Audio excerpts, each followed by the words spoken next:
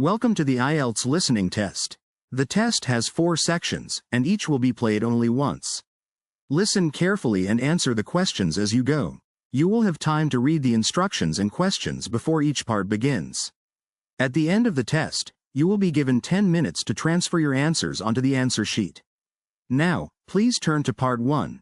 Part 1. You will hear a conversation and answer the questions based on that. First, you have some time to look at questions 1 to 10.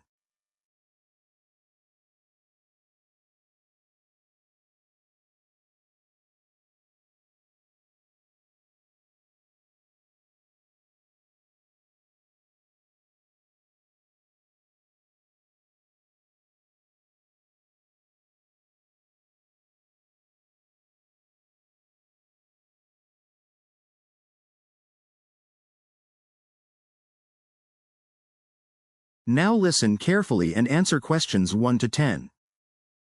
Good morning, Hinchingbrooke County Park. This is Anna speaking. How can I help you? Hello, my name's Peter Davis. I'm a teacher at Brookside Primary School. I've been asked to arrange an outing for 2 of our classes. Of course. What would you like to know? Well, I've only just moved into the area, so could you tell me a little about the reserve first? Certainly. The reserve covers just over 200 acres. That's about 80 hectares. We have 3 main habitats: woodland, meadow, and wetlands. The woods are mostly birch and oak, while the meadow areas are rich in wildflowers. I see. The wetlands are particularly interesting. About 30 years ago the land was dug for clay, and when the work ended, the pits gradually filled with rainwater. Today, they form 3 lakes, plus a number of smaller ponds and streams that run through the reserve. So I imagine there must be a good range of wildlife. Yes, indeed. You'll find everything from swans and herons to foxes and hedgehogs. There are also many butterflies and dragonflies during the summer. Lovely. And I believe you organize school trips? That's right. We have a number of programs designed for different ages. Could you give me some examples? Well, one focus is on science. Children investigate plants and insects, and we guide them in recording observations and comparing their results. Another is geography. The children learn to follow a trail using maps and compasses, and sometimes GPS devices as well.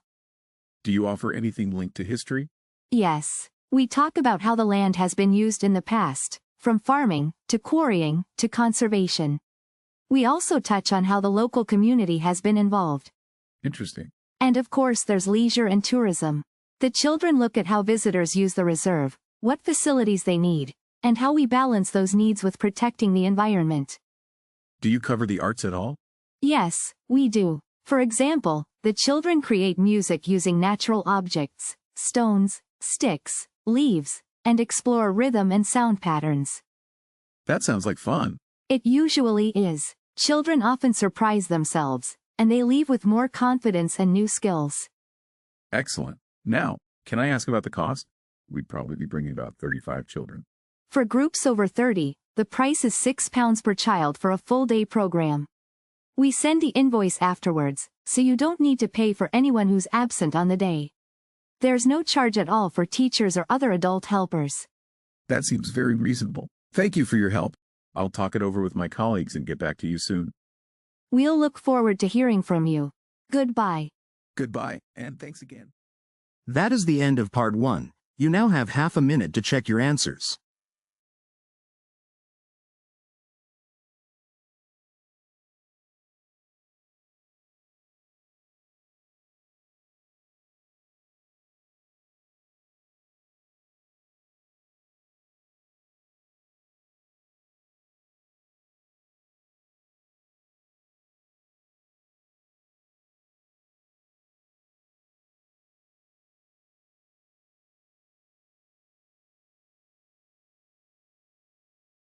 Now turn to Section 2.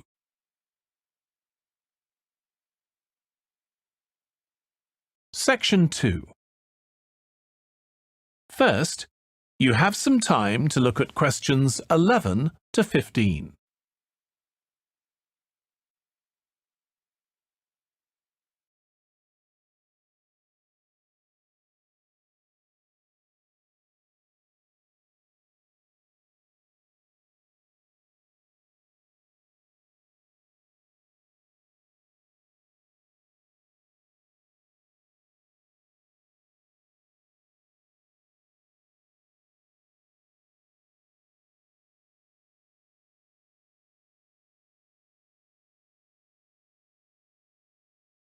Now listen carefully and answer questions 11 to 15.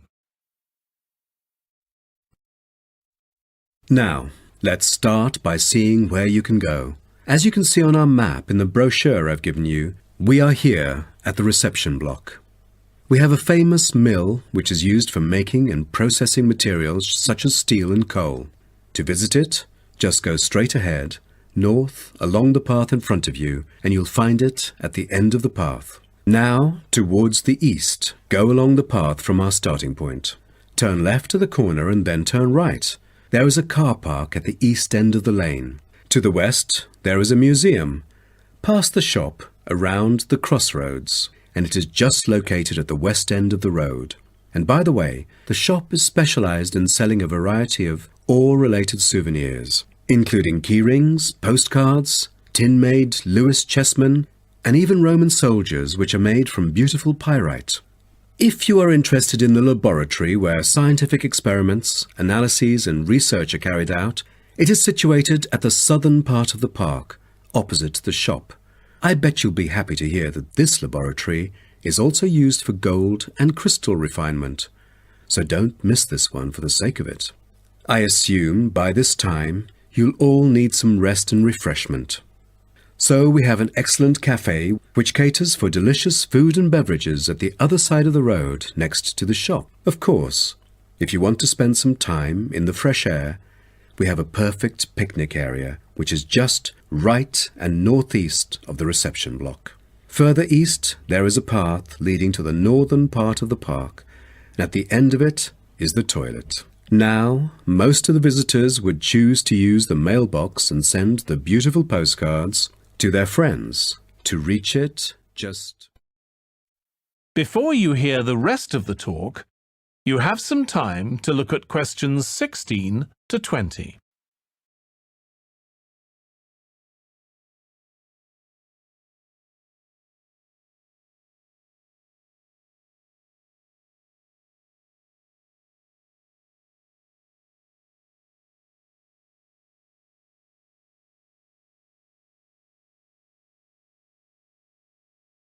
Now, listen carefully and answer questions 16 to 20. Now, let's talk about where to forage. Woodland edges, river banks, and open meadows are some of the best spots because they offer diverse plant life. Urban green spaces, like community gardens, can also be surprisingly fruitful if they're pesticide-free. But timing is everything.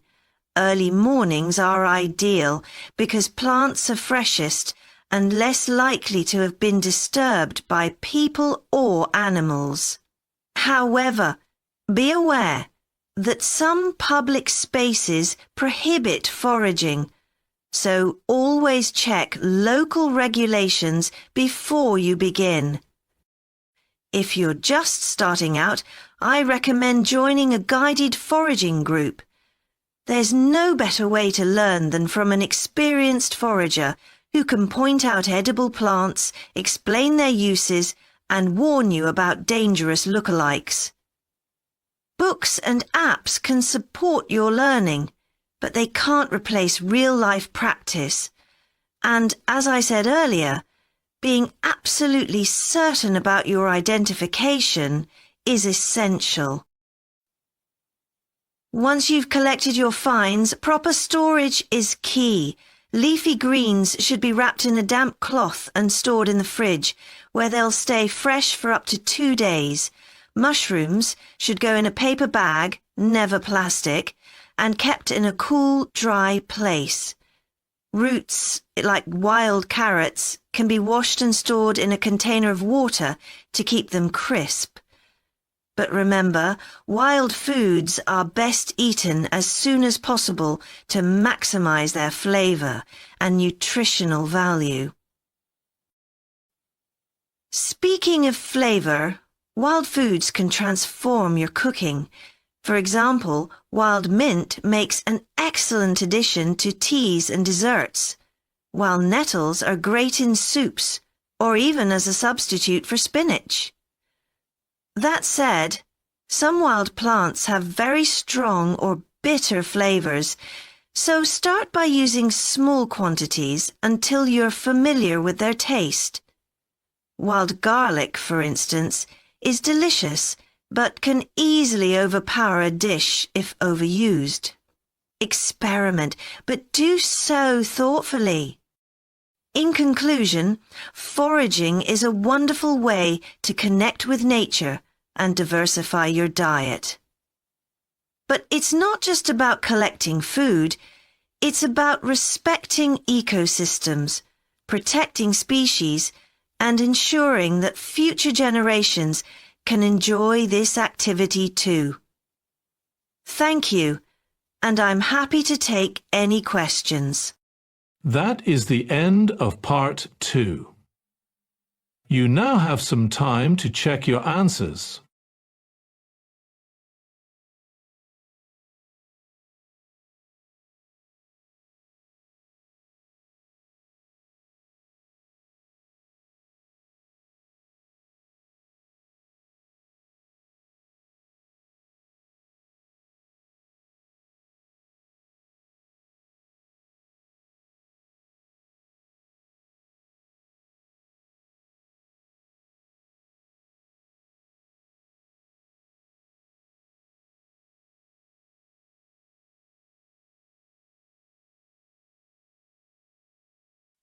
Now turn to section 3.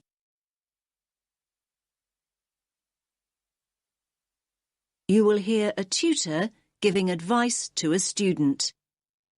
First, you have some time to look at questions 21 to 28.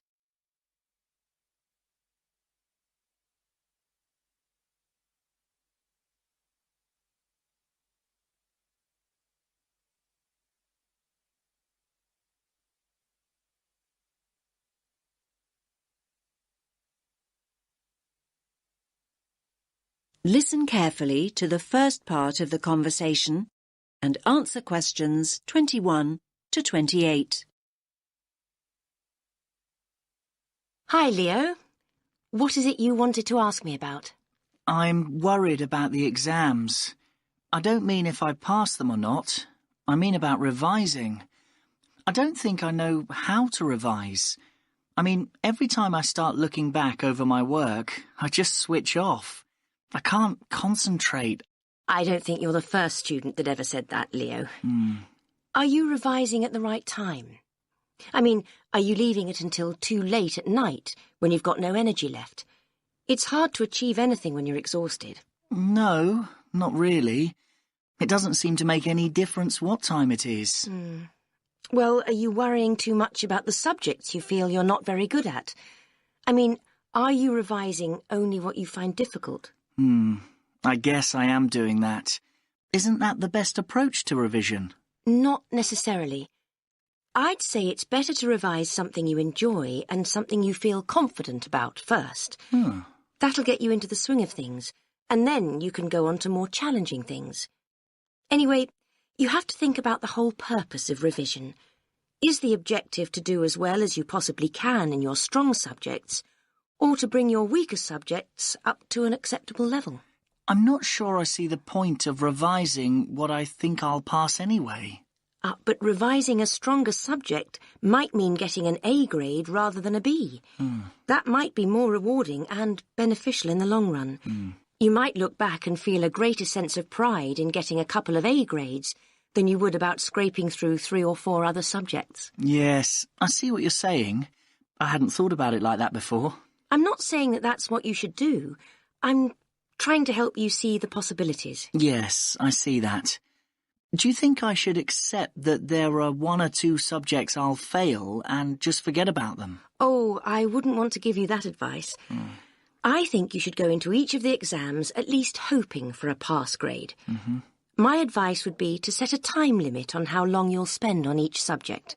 You may want to spend a little longer on the subjects you find most difficult, but not an excessive amount of time. Yes, thanks. That's helpful advice.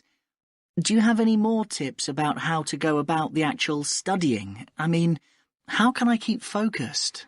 Well, what sort of learner do you think you are? What do you mean? Well, if you're a visual learner, you like seeing things. From what I know of you, I think you probably are a very visual learner. So what does that mean in terms of revising? You probably learn best with images or diagrams.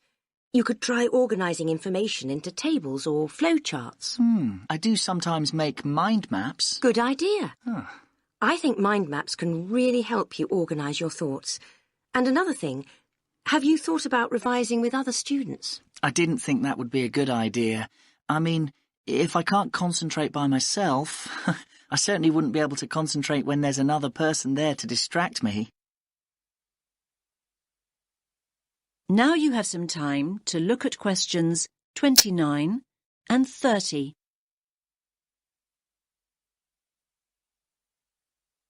Now listen to the rest of the conversation and answer questions 29 and 30.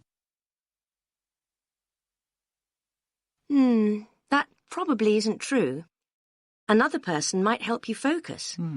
Lots of students get together with a friend, sometimes in groups, to revise. They usually work out some sort of structured procedure. OK, I'll think about it. I guess with a friend you could test each other.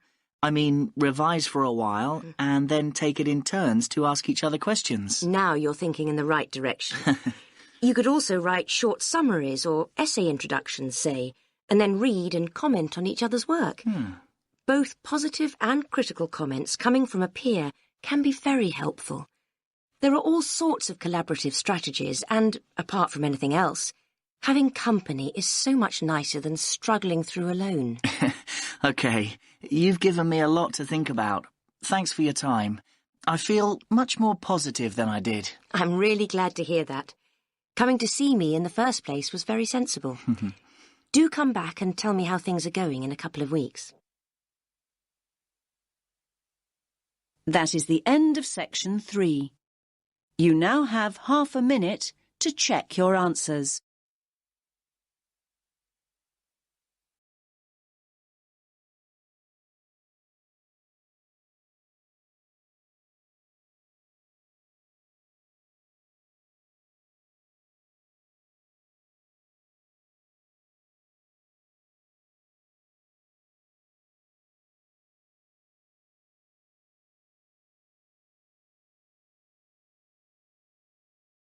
Now turns to part 4.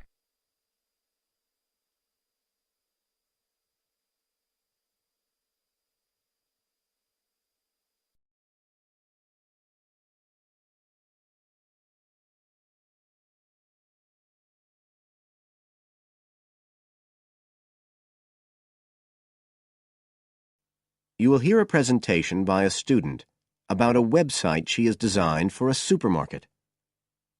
First, you have some time to look at questions 31 to 40.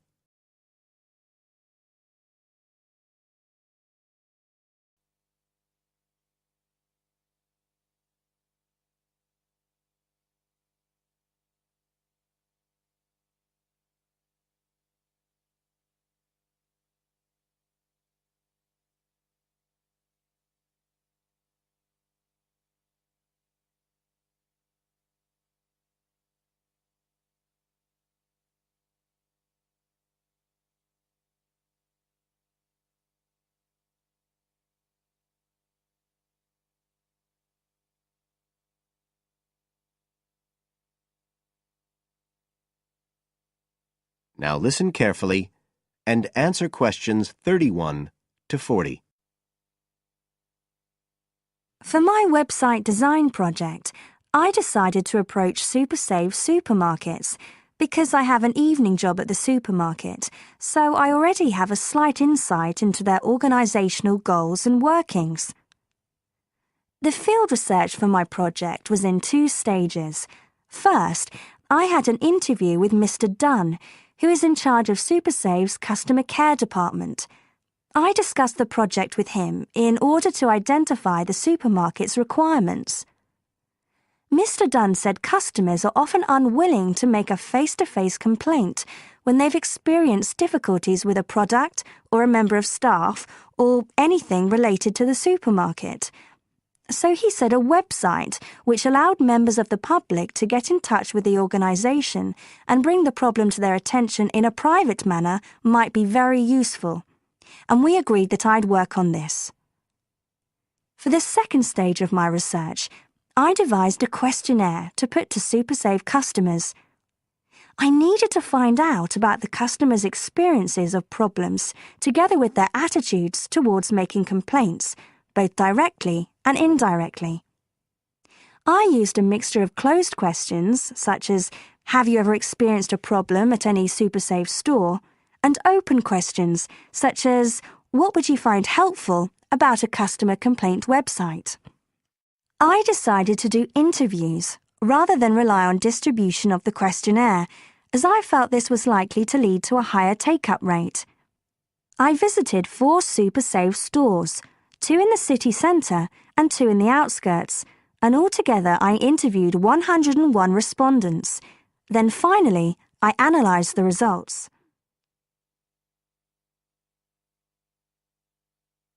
I found the results of the questionnaires to be very informative. I found that out of the total number of customers investigated, 64% had at some stage encountered a problem in a SuperSave store. Out of these people, the vast majority said that they hadn't reported the problem to any member of staff. They just kept it to themselves. The next thing I tried to find out was why they hadn't complained. Well, about 25% of the people I interviewed said the reason was that they couldn't be bothered, and a slightly smaller percentage said that they didn't have enough time. But 55% said the reason was that they felt intimidated. I finally asked if they would be more likely to complain if they didn't have to do it face-to-face, and nearly everyone I asked said that they would, 95% to be exact. I then set about designing the website to meet these needs. Once I'd completed the website, I made another appointment with Mr. Dunn to find out what he thought of it. Mr. Dunn said he felt that the pages would benefit his organisation by giving customers a new way of expressing their complaints and by making it easier to collect complaints, identify specific places where service and customer care were not as good as they should be, and act upon them accordingly. SuperSave is already a highly customer-orientated organisation, and he thought our website would be an excellent addition to their customer care effort. This is all well and good, but there still remains the general problem with websites, that there's the lack of access to online computers.